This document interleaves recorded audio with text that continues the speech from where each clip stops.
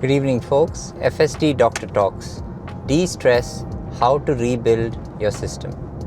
In the last episode, we spoke about stress, and it's not just emotional, but biological, a full body overload.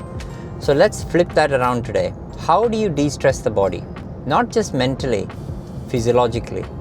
Because recovery is not about bubble baths and Netflix. It's about teaching your body how to switch. You have to get out of the fight or flight and move to rest and repair. That's the real skill of longevity. Let's discuss resetting the system. Everything starts with the nervous system. When you're stressed, your sympathetic system dominates. Heart rate is up, cortisol is up, digestion is off. To recover, we must activate the opposite branch, the parasympathetic system, the calm, the healing, and you can't think your way into that. You have to physically switch it on. And there are 5 proven levers to push. Breathe, sleep, movement, sunlight, and nutrition. Let's break that down. Number 1, breathing and the vagus nerve. The fastest way to change your stress chemistry is through your breath. Slow, deep breathing stimulates the vagus nerve, the body's internal brake pedal. Okay, try this. 4-second inhale through the nose, 6-second exhale through the mouth. Repeat for 2 minutes.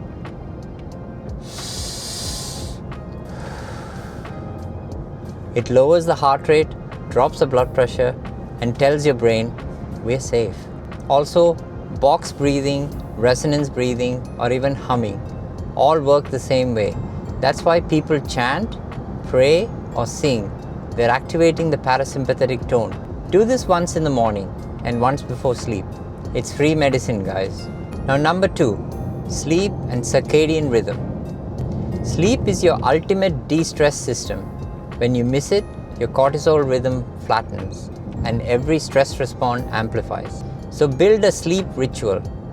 Dim the lights 1 hour before bed, no caffeine after 2 p.m., no screens or bright LEDs before sleep. Temperature cool, room dark. Bedtime consistent. Remember, you don't get better at it by forcing it. You get better by creating the conditions for your biology to let go. Aim for 7 to 8 hours, with the first 2 hours before midnight. They're the most important and the most restorative. Number 3, movement and strength. Exercise is paradoxical. It's a stress that heals the stress, when it's done right. When you train well, your body handles cortisol efficiently and increases your recovery capacity. Focus on strength training 2 to 3 times a week. It stabilizes insulin, it raises the growth hormone, and improves deep sleep quality. Also try to add low-intensity movement such as walking, stretching, Pilates, cycling as your active recovery. The secret here is not to punish your body, but to give it rhythmic movement. Even a 10-minute walk after meals drops the stress hormones and improves glucose control.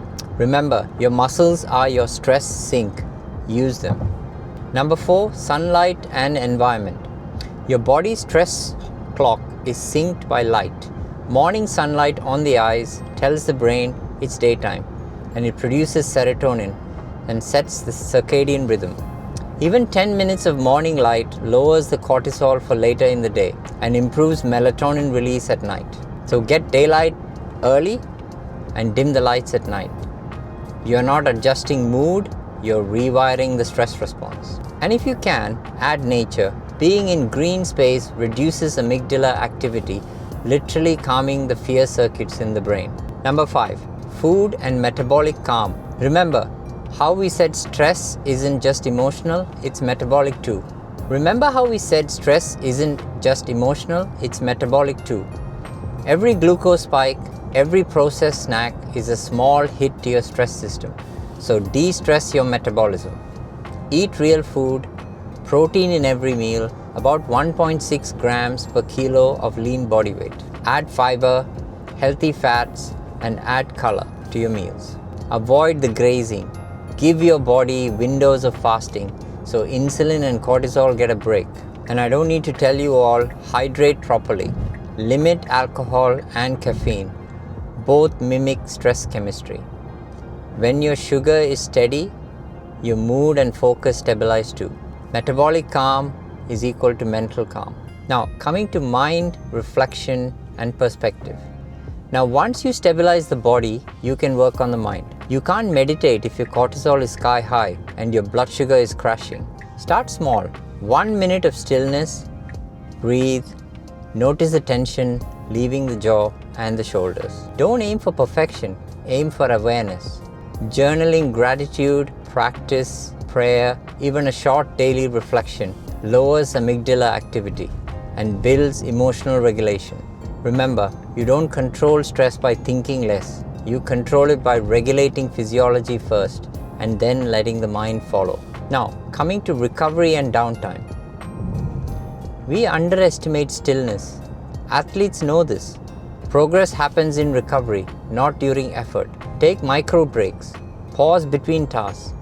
Eat without screens. Walk without headphones. Your brain needs contrast between effort and rest. To reset, even 5 minutes of quiet per hour reduces cortisol significantly. Don't try to fill every silence. Let your system breathe. Putting it all together. So here's the simple truth. You can't delete stress, but you can build a body that's resilient to it. Think of your stress capacity like a battery. Every breath, every workout, every night of good sleep recharges it. Every scroll, every skipped meal, every argument drains it. You don't need to quit your job or move to a mountain. You just need to give your biology a chance to reset every single day. Now, just in my closing thoughts, tonight, before you reach for your phone, try 3 deep breaths. Tomorrow morning, step outside and get sunlight on your face. Eat breakfast that contains protein. Walk 10 minutes after dinner. Turn off screens half an hour before bed. Do these 5 things and your body will start remembering how to relax again. And doing it all over again just makes it better. Not just in theory, but in chemistry, because stress is biology and so is calm. This is Dr. Hafiz Salim and you're watching FSD Doctor Talks. Drive safe, breathe deeply, and give your nervous system the recovery it needs. Thank you very much. I welcome any questions or comments, and please like, subscribe, and share, and please give ideas for new topics you'd like me to discuss. Thank you very much.